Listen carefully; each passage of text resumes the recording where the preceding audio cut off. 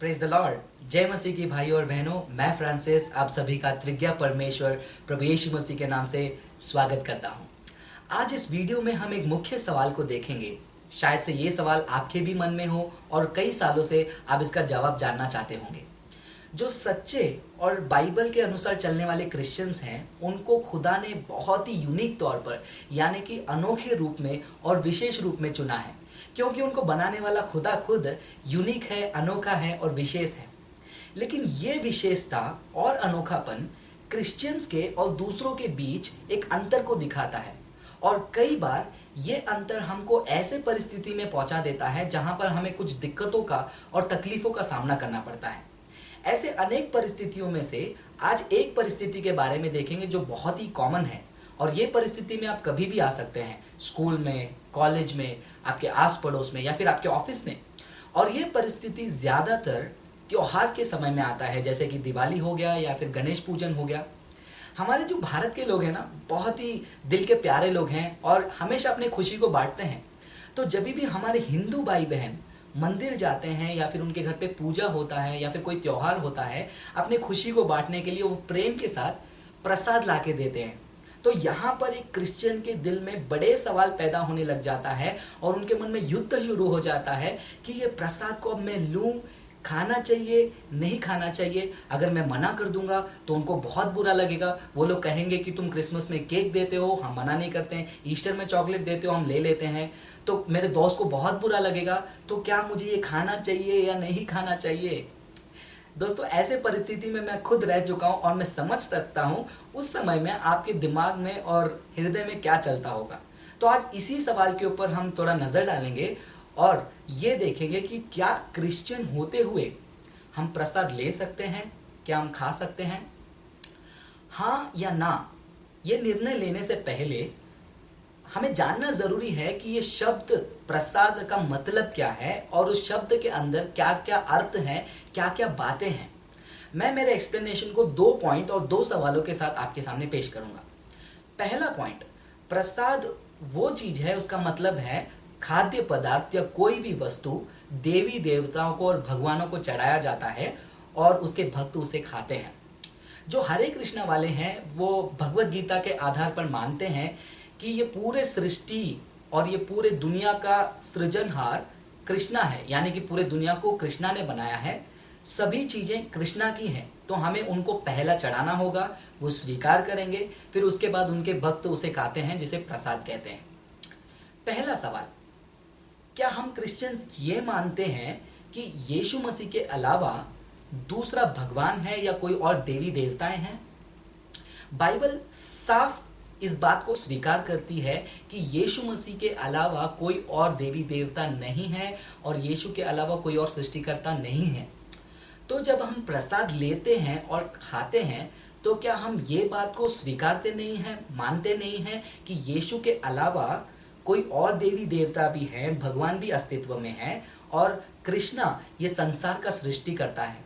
तो क्या हमें प्रसाद खाना चाहिए? दूसरा पॉइंट, ये जो शब्द प्रसाद है, प्रसादम कहते हैं, प्रसादा, ये एक संस्कृत शब्द है। अगर एकदम साधारण रूप में उसका परिभाषा या आपको लिटरल मीनिंग समझना है, तो वो वस्तु या फिर वो खाने की चीज जिसके ऊपर भगवान का, देवी देवताओं का आशीर्वाद उतरता है या फिर कृपा उतरता है। हरे कृष्णा वाले भगवत गीता 2:65 के आधार पर वो ये कहते हैं, प्रसादे सर्व दुखनम हानि अस्योपजायते। मतलब कृष्णा का कृपा दया पाने से सारे कष्ट मिट जाएंगे। तो जो प्रसाद खाते हैं उनका कष्ट और पुनर्पाप दूर हो जाते हैं, क्योंकि प्रसाद पर कृष्णा का कृपा होता है।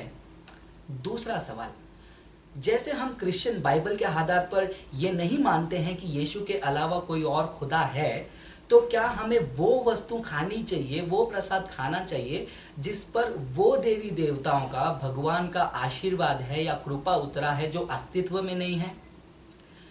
यीशु मसीह ने हमें शांति देने के लिए, आनंद देने के लिए, पाप और श्राप से छुड़ाने के लिए सूली पर अपनी जान दी। क्या इस बात को मानते हुए, प्रसाद खाकर स्वीकार करके हम ये भी मानते हैं कि कृष्णा की कृपा हमें मुक्ति देती है? दोनों बातों को कैसे मान सकते हैं? दोनों में से एक ही सही होगा। या तो यीशु मसीह का बलिदान क्रूस का हमें मुक्ति देता है, या तो कृष्णा का कृपा हमें मुक्ति देता है। तो क्या हमें प्रसाद खाना चाहिए? आपको निर्णय लेना है। लेकिन कुछ हमारे क्रिश्चियन भाई हैं जो अपने आप को बहुत ही ज्ञानी समझते हैं। वो कहते हैं कि यार देखो, यीशु के अलावा कोई खुदा नहीं है, आकाश पृथ्वी यीशु मसीह ने बनाया है, कोई मूर्ति नहीं है, कोई देवी देवता नहीं है। तो जब वो लोग हैं ही नहीं तो उनको चढ़ाने पर उनका क्या आशीर्वाद उतरेगा, क्या उस पर करुणा उतरेगा? तो कुछ नहीं यार, खा सकते हैं। ऐसे ज्ञानी क्रिश्चियन भाइयों के बारे में पौलुस ने पहला कुरिन्थियों 8वां अध्याय वचन 1 से लेकर 11 के बारे में 11 में लिखा है। उन्होंने 4 वचन से लेकर 6 वचन तक जो मैंने ज्ञानी क्रिश्चियंस के बारे में बताया, जो ऐसा बात करते हैं, पौलुस ने भी उनके बारे में लिखा है। पढ़कर देखिए आप पहला कुरिन्थियों 8वां अध्याय वचन 1 से लेकर 11। और वैसे भाइयों के लिए पौलुस जो है 7वें वचन में देखिए क्या जवाब देते हैं। वो कहते हैं, किंतु यह ज्ञान हर किसी के पास नहीं है। कुछ लोग जो आज अब तक मूर्ति उपासना के आदी हैं, ऐसे वस्तुएं खाते हैं और सोचते हैं जैसे मानो वे वस्तुएं मूर्ति का प्रसाद हो। मतलब मेरे दोस्तों, जब आप प्रसाद स्वीकार करते हो या फिर लेते हो, तो जो देने वाला है वो ये समझता है कि आप उनके विचार से सहमत हो कि वो खुदा जिसका प्रसाद दिया जा रहा है वो अस्तित्व में है, उसका आशीर्वाद है। और ऐसे ज्ञान वाले क्रिश्चियन भाइयों को एक चेतावनी पौलुस देते हैं। वचन आप 9 से लेकर 11 तक आप पढ़कर देख सकते हैं। ये चेतावनी है, सावधान रहो, कहीं तुम्हारा यह अधिकार उनके लिए जो दुर्बल है पाप में गिरने का कारण न बन जाए। क्योंकि दुर्बल मन का कोई व्यक्ति यदि तुझ जैसे इस विषय के जानकार को मूर्ति वाले मंदिर में खाते हुए देखता है, तो उसका दुर्बल मन क्या उस हद तक नहीं भटक जाएगा कि वह मूर्ति पर बलि चढ़ाई गई वस्तुओं को खाने लगे? और तेरे ज्ञान से दुर्बल मन के व्यक्ति का तो नाश ही हो जाएगा, तेरे उसी बंधु का जिसके लिए यीशु ने जान दी थी।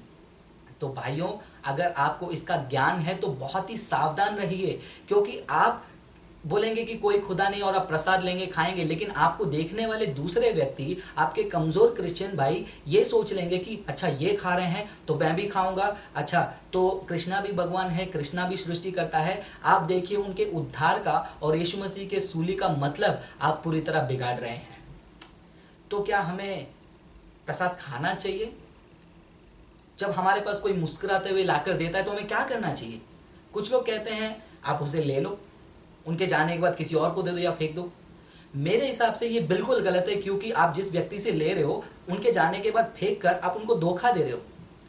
अगर आप मुझे पूछोगे तो मैं क्या करता हूँ, मैं स्माइल कर कर उनको बोलता हूँ देखो भाई, जैसे कुछ लोग मांस नहीं खाते, नॉन वेज नहीं खाते ना उनके धर्म के हिसाब से, वैसे बाइबल के अनुसार जो है हम लोग प्रसाद नहीं खाते हैं। तो प्लीज आप बुरा मत मानिए, मैं नहीं ले सकता। ऐसा कहने से आपने 2 बातें बता दी। पहला, जैसे वो लोग मांस को और नॉनवेज को इनकार करके बुरे नहीं बन गए, वैसे प्रसाद को इनकार करने से मैं बुरा नहीं बन रहा हूं। दूसरा, मैं बाइबल को मानता हूं और उसके अनुसार मैं नहीं खा सकता। तो क्या हमें खाना चाहिए या नहीं खाना चाहिए? अगर आप खाते हैं तो आप 2 बातों को मानते हैं कि यीशु के अलावा दूसरे भगवान देवी देवता भी अस्तित्व में है, और दूसरा आप ये भी स्वीकारते हैं कि कृष्णा का कृपा आपको मुक्ति देता है, या फिर दूसरे भगवानों का कृपा भी आपको चाहिए। तो आपको निर्णय लेना है। यदि आपका कोई हिंदू दोस्त आपसे पूछता है कि क्यों नहीं खाते हो, तो उनका थोड़ा समय लीजिए, उनको यीशु मसीह के बारे में बताइए, अच्छा मौका है, सुसमाचार सुनाइए और प्रभु उनके आंखों को खोलेगा। आशा करता हूं आपके ये सवाल का जवाब आपको मिल गया होगा। सच्चाई को जानिए और सच्चाई पर चलिए। प्रभु आपको आशीष करे।